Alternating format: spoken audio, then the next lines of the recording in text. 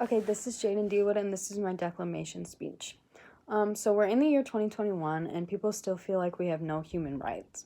So I'm here to reiterate and reread Eleanor Roosevelt's speech on the Declaration of Human Rights. So what I gathered from this speech, after reading it multiple times, is we're all human. We should all be equal and treated equal and have the same opportunities as the next person. And she brings up the government back then and men back then because they were in control back then. It was very government based, and men were ruling the government. She says that they can't always have what they want, which I think is important on becoming equal. And then I'll kind of go into more detail on that sentence later on after I'm reading the speech. So my sources were the American Rhetoric that we were sent. I looked under the category of top 100 speeches of the 20th century. And I read through a couple of them, and this one just seemed to fit, I think, nowadays most. So to me, it was most relevant.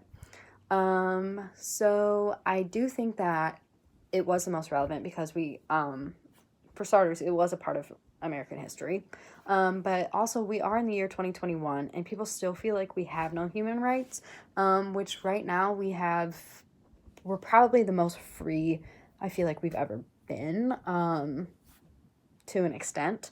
But human rights are just a hot topic right now. I think human rights as a whole, but I think nowadays human rights can also go into like racial rights, which race right now is like a huge topic, which I think could really tie into this speech if you read it and think about it abstractly. Race, I think, and human rights now just go together. So the government is also important. That is an important part that she brings up in the speech, because politics and governmental topics are a huge discussion point right now. We just had an election, which was, I feel like, one of the most crazy elections ever.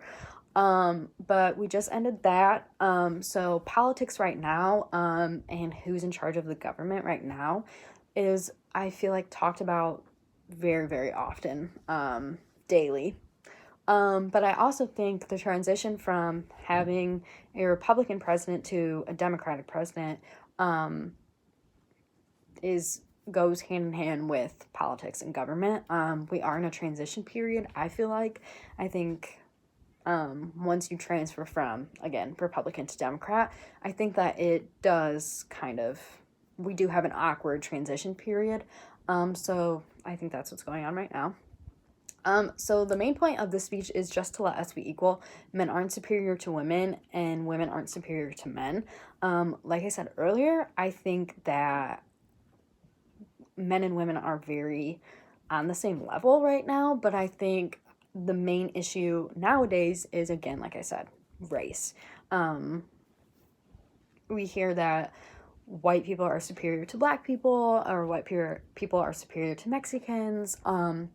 And I think that it's important to understand, but we're just super consumed in it, which I think this speech might, if it was spread more and people actually took the time to read it and understand it, I think people would realize that we are all human, we all make mistakes, and no one is better than another person.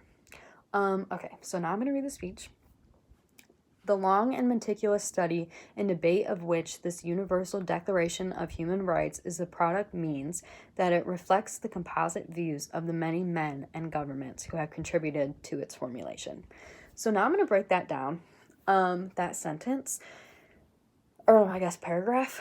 I think that first paragraph is important because it's very cut and dry. She says right away, men and governments who have contributed to the formulation.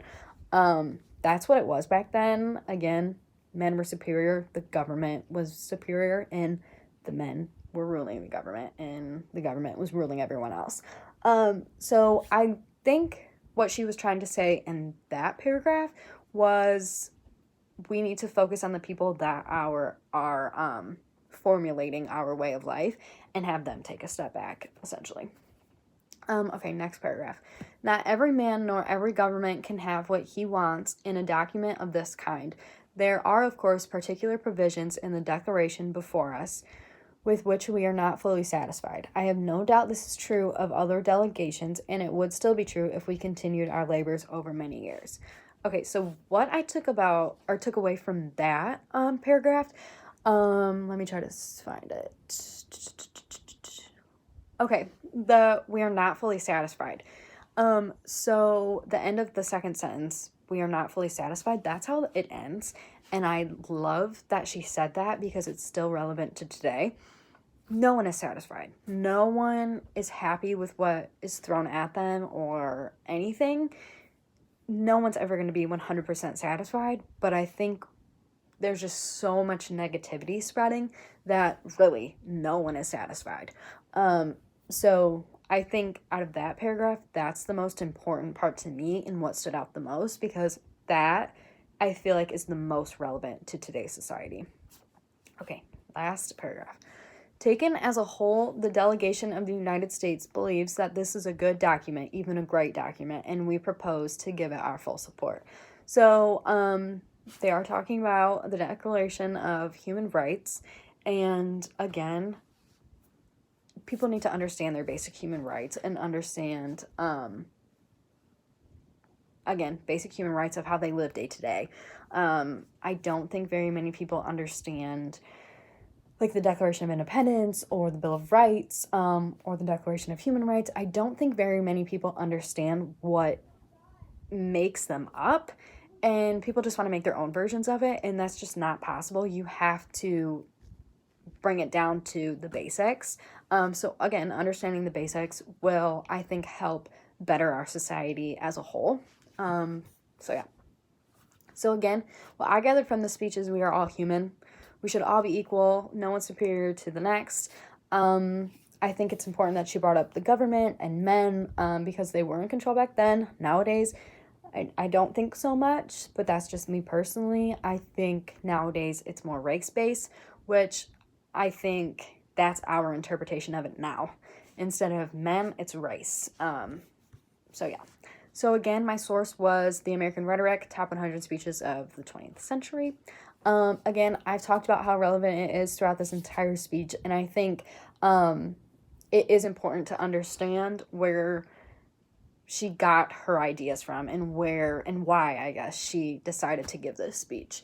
So yeah, as long as we're equal, I think that was her goal. Men aren't superior to women, women aren't superior to men. But yeah, we are in the year 2021 and people still feel like we have no human rights. So I think if people understand the basic human rights and the general idea of them, we might be able to better ourselves as a society.